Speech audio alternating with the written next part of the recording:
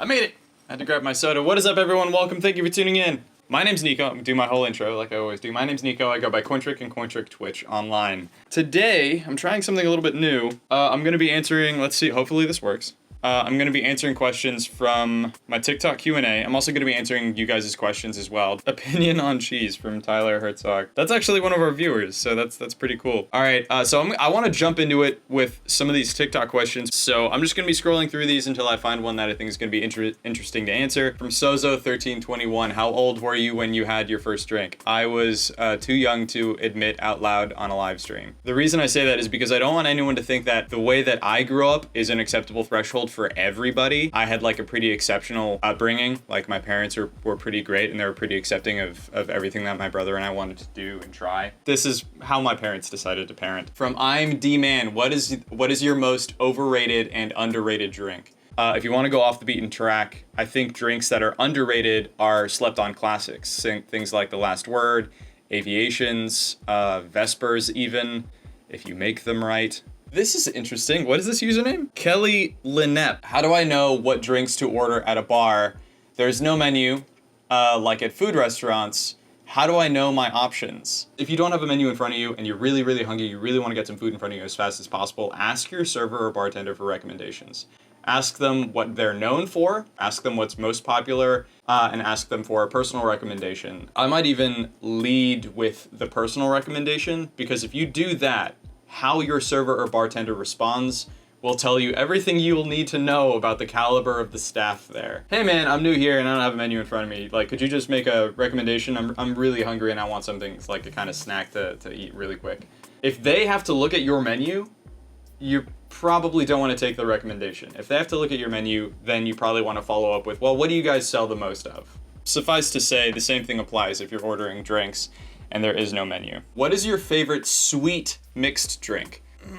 So this is a tough one because I'm almost never gonna have a straight answer, by the way. Sweet means different things to different people. Sweet can mean sweet the way that candy is sweet, sweet the way that fruit is sweet, sweet the way that like desserts like chocolate or caramel are sweet, sweet the way that pastries are sweet.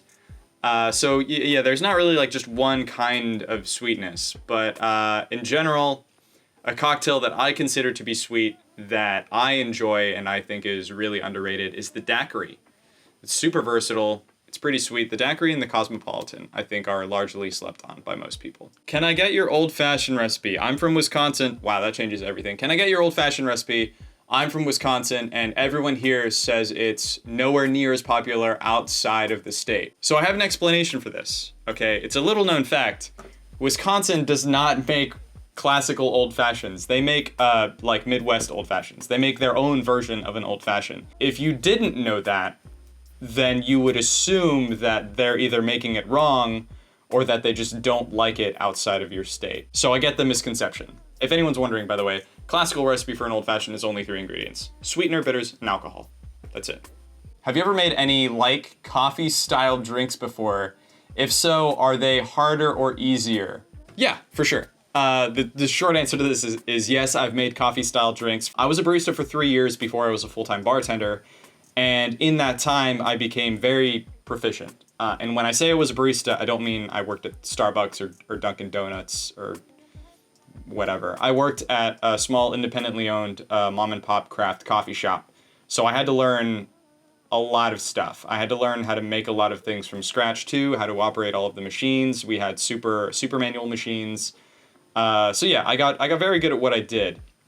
For that reason, if you want to make one of my coffee drinks, they tend to be a little bit more work intensive than your regular coffee drinks. What is one of the proudest moments in your life? I feel like the birth of my daughter would be, and granted, I didn't do very much work for that part of it. My girlfriend put way more work into that than I did, but I was there for it.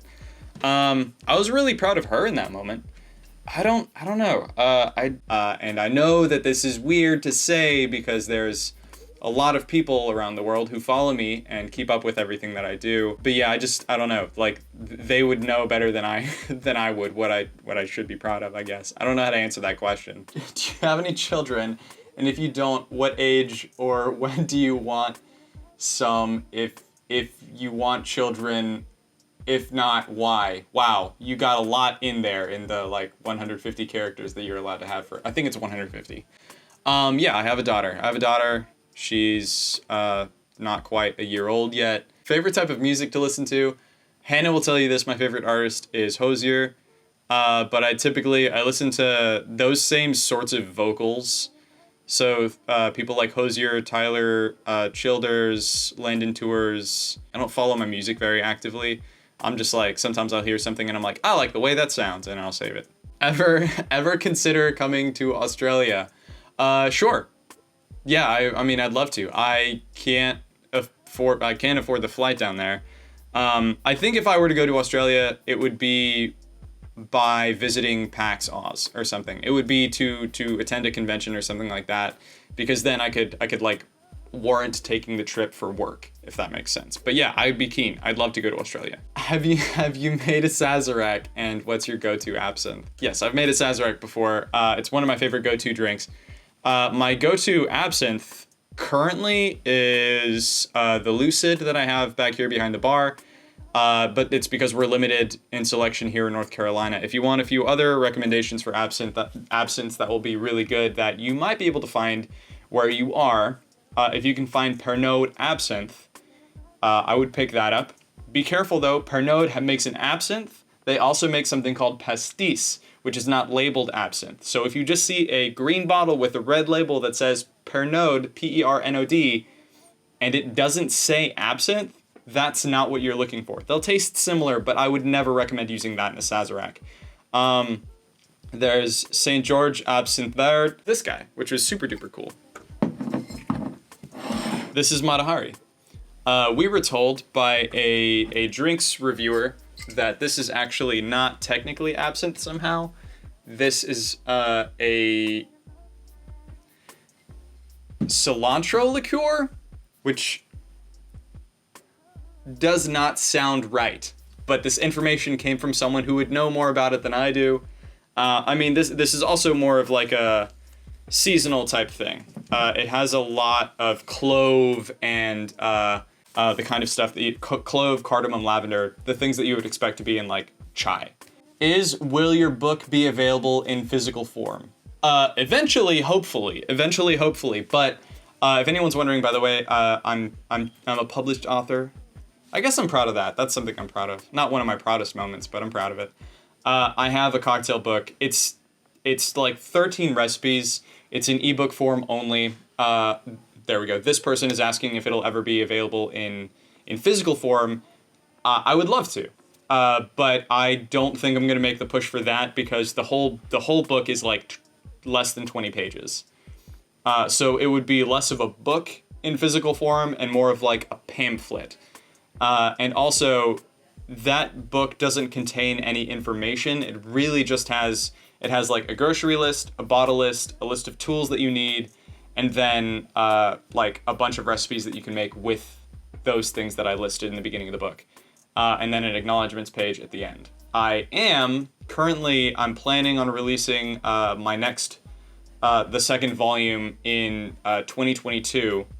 And that one is going to have a lot more procedural stuff on like different techniques, scaling up from like this is the simplest, down and dirtiest way to make something, and then like doing basically beginner and then professional and then like expert level breakdowns of like different kinds of sweeteners, different ways to make classics. Yeah, there are different ways to do everything. There are different ways that you can make syrups too.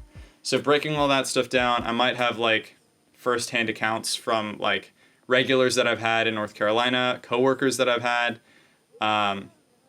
friends and family members that have tried my drinks and been to my bar, and then there's probably going to be like a frequently asked questions section in the back of the book for like, what is your favorite drink and stuff like that too. So I'm going to add all of those extra features. We're also going to go up from 13 recipes up to currently we're at 60 something, and every week now we're typically adding one recipe, and all the recipes for the ciders and things like that we're making here will also hopefully be in that book. It's going to be really ambitious, but that would be a kind of book that I would pursue publishing in a physical copy, because it would be something that would warrant like a spot on the back of your bar, a home bar probably. I wouldn't recommend using it at like a professional bar, especially when you have resources already existing like the Flavor Bible, the Essential Bar Book, PDT Handbook, Cocktail Codex. All of those things are great. Like if you're running a professional bar, you should have at least those 4. These weren't all of the questions during the Twitch live stream, but I thought that they were probably some of the more requested ones and probably some of the ones that would be more helpful for you guys either working at your own bar or making drinks on your own at home. So hopefully this has helped. Thank you guys for tuning in and sticking around. I appreciate it.